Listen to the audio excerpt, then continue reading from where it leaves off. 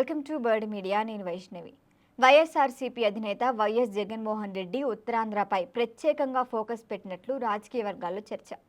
పార్టీకి ఒకప్పుడు బలమైన ప్రాంతంగా ఉన్న ఉత్తరాంధ్రలో ప్రస్తుతం క్యాడర్ పరిస్థితి, నాయకుల మధ్య సమన్వయం, స్థానిక రాజకీయ సమీకరణాలపై జగన్ దృష్టి పెట్టినట్లు తెలుస్తోంది. దీంట్లోనే సీనియర్ నేత బొత్స సత్యనారాయణకి ఉత్తరాంధ్ర బాధ్యతలు అప్పగించినప్పటికీ ఇక్కడ ఆశించిన స్థాయిలో పార్టీని బలోపేతం చేయలేకపోతున్నారు అన్న అభిప్రాయం అయితే వైసీపీలో ఉంది. ముఖ్యంగా బొత్స సొంత జిల్లా విజయనగరంలోనే వైఎస్ఆర్సీపీ రాజకీయంగా బలహీనపడుతోంది.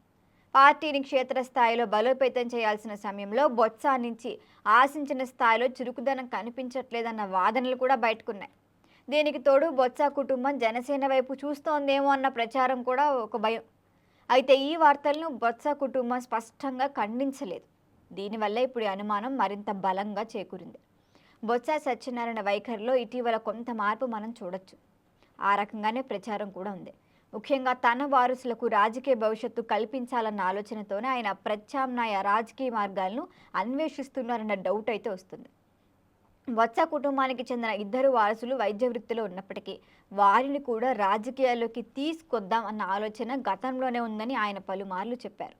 2024 ఎన్నికల్లో వారసులను రాజకీయాల్లోకి తీసుకురావాలని బొత్స భావించినప్పటికీ అప్పట్లో జగన్ అందుకు అనుకూలంగా స్పందించలేదన్న ప్రచారం అయితే ఒకటి ఉంది. దీనిపై అధికారిక క్లారిటీ లేదు. దీంతో వాళ్ళ రాజకీయ ప్రవేశం వాయిదా పడిందని అందరూ అంటారు.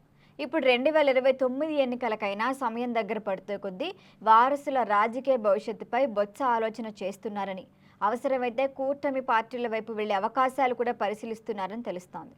జనసేన నేతలతో బొత్స కుటుంబానికి సన్నిహిత చర్చలు ఇప్పటికే జరిగాయన్న వార్తలు కూడా ఉన్నాయి. మరి దీనిపైన అధికారిక ధృవీకరణ లేదు. మరోవైపు ఉత్తరాంధ్రలో బొత్సకు అధిక ప్రాధాన్యం ఇవ్వటంపై కొందరు సీనియర్ నేతల కుటుంబాల్లో కూడా అసంతృప్తి ఉంది అన్న విషయం కూడా తెలుస్తోంది.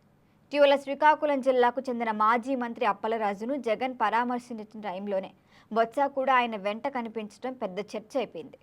ఉత్తరాంధ్రలో సీనియర్ నాయకులైన ధర్మాన సోదరులకు తగిన ప్రాధాన్యం దక్కట్లేదన్న అసంతృప్తి ఎలానూ ఉంది. ఈ వ్యవహారమే పార్టీ అధినాయకత్వం దృష్టికెళ్లినట్లు తెలుస్తోంది. అయితే ఈ ప్రచారానికి సంబంధించి నేతల నుంచి ఇప్పటి వరకు ఎటువంటి మాటలు బయటికి రాలేదు. ఈ పరిణామాలన్నింటినీ పరిగణలోకి తీసుకున్న జగన్ ఉత్తరాంధ్రలో ప్రత్యామ్నాయ నాయకత్వాన్ని సిద్ధం చేసే దిశగా అయితే అడుగులేస్తున్నారు. ముఖ్యంగా విజయనగరం జిల్లాపై ప్రత్యేక దృష్టి పెట్టి అక్కడి సీనియర్ నేతలను మళ్లీ యాక్టివ్ చేయడానికి జగన్ ట్రై చేస్తున్నారు. 2019 ఎన్నికల్లో బొత్స నాయకత్వం వైఎస్ఆర్సీపీకి విజయనగరంలో బలమైన ఫలితాలు తీసుకొచ్చింది. ఇప్పుడు ఆయనే రాజకీయంగా దూరమైతే వైసీపీ పార్టీపై ప్రభావం ఎలా ఉంటుందనేదే ఒక పెద్ద చర్చ. మరి బొత్స విషయంలో వస్తున్న ఊహాగానాలు ఎంతవరకు నిజం? జగన్ నిజంగానే ప్రత్యామ్నాయ వ్యూహాన్ని అమలు చేస్తున్నారా అనేది కాలమే చెప్పాలి. మొత్తానికి ఉత్తరాంధ్రలో వైసీపీ భవిష్యత్తు సమీకరణాలు ప్రస్తుతం ఆసక్తికర రాజకీయ చర్చకు దారితీస్తున్నాయి. దీనిపైన మీ అభిప్రాయాన్ని తెలియచేయండి. చూస్తూనే ఉండండి బర్డ్ మీడియా. ఈ వీడియో మీకు నచ్చినట్లయితే లైక్ చేయండి, షేర్ చేయండి, సబ్స్క్రైబ్ చేయండి. మరిన్ని అప్డేట్ల కోసం మా వాట్సాప్ ఛానల్ను ఫాలో చేయండి.